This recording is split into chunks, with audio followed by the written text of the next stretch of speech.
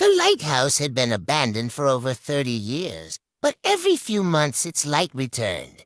The people of Greywater Cove feared those nights more than storms. Whenever the beam swept across the ocean cliffs, someone in town disappeared before morning.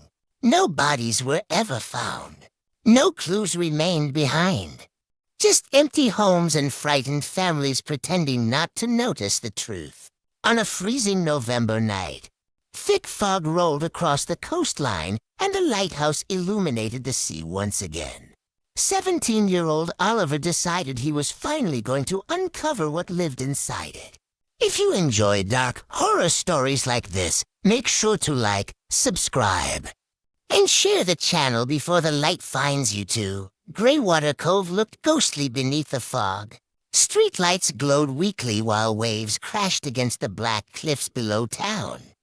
Oliver tightened his jacket and rode his bike toward the shoreline road.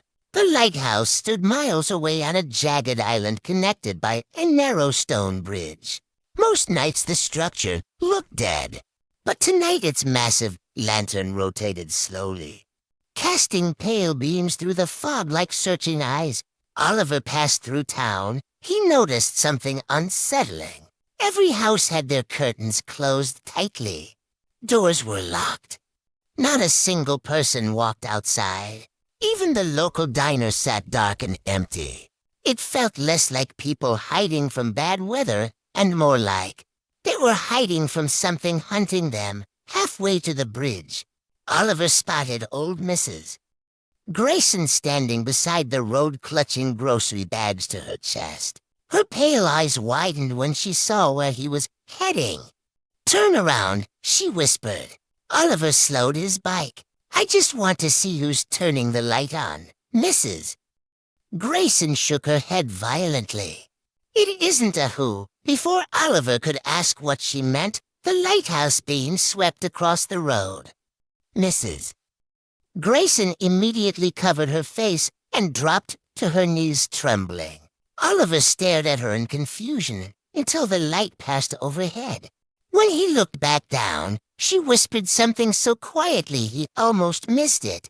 "It watches back." The stone bridge leading to the island was slick with seawater and moss. Thick fog swallowed everything beyond a few feet ahead. Oliver abandoned his bike near the entrance and continued on foot. Halfway across the bridge, he heard another sound. Footsteps. Not behind him. Ahead. Slow. Dragging. Oliver stopped walking. The footsteps stopped too. His heartbeat quickened as he stared into the mist. "Hello," he called. No answer came.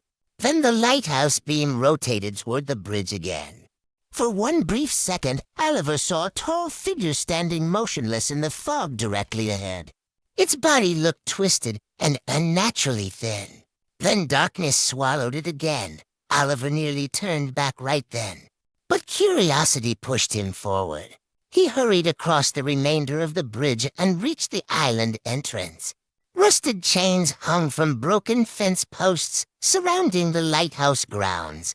The front door stood slightly open, creaking softly in the wind. Inside, the lighthouse smelled of saltwater mildew and something rotten underneath. Oliver switched on his flashlight and stepped inside carefully.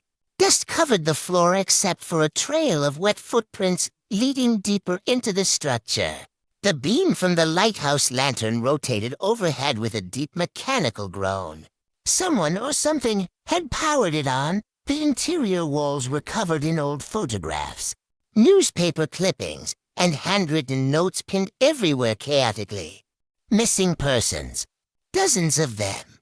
Every disappearance in Greywater Cove had been documented on the walls, beneath several photographs. Desperate messages were scribbled repeatedly in black ink. "Don't follow the light. He calls from the water. If you hear the horn, hide." Oliver noticed an audio recorder sitting on a nearby desk. Its red light blinked slowly. Still recording. Hands trembling slightly, Oliver pressed play. Static crackled loudly before a frightened male voice filled the room. If anyone finds this, don't let it see your face. The light isn't warning ships away. It's guiding something in. Heavy breathing interrupted the recording. Then came a sound unlike anything Oliver had ever heard. A deep horn echoed across the ocean. The voice on the recorder began crying. "It's here!" The recording ended abruptly with violent crashing noises. At that exact moment, the same horn echoed outside the lighthouse. Oliver froze. The sound vibrated through the walls like the call of something enormous beneath the sea. Then came another sound. Wet footsteps circling the lighthouse outside. Slow. Heavy. Oliver switched off his flashlight instantly and backed away from the windows. The footsteps stopped directly outside the front door. A soft scratching noise began against the wood. Oliver covered his mouth to silence his breathing. Then a voice whispered from the other side of the door. Oliver, his blood ran cold. It sounded exactly like his father, who had disappeared near the lighthouse 11 years earlier. "Please open the door," the voice whispered again. Every memory of his father flooded back instantly. Oliver stepped toward the entrance before stopping himself. Something felt wrong. The voice repeated his name again, but now the words sounded stretched and unnatural. Oli. Ver. The door handle slowly began turning. Oliver ran. He sprinted toward the spiral staircase while thunderous pounding erupted below him. The entire lighthouse shook violently. Oliver climbed higher and higher until he finally reached the lantern room at the top. The massive light rotated mechanically in the center of the chamber, and beside it stood a man, or what remained of one. The lighthouse keeper's skin looked pale and swollen from seawater. Barnacles clung to his clothes. His cloudy eyes stared blankly toward the sea while his hands continuously adjusted the controls, keeping the beacon alive. "You shouldn't have come," the keeper whispered. "What's outside?"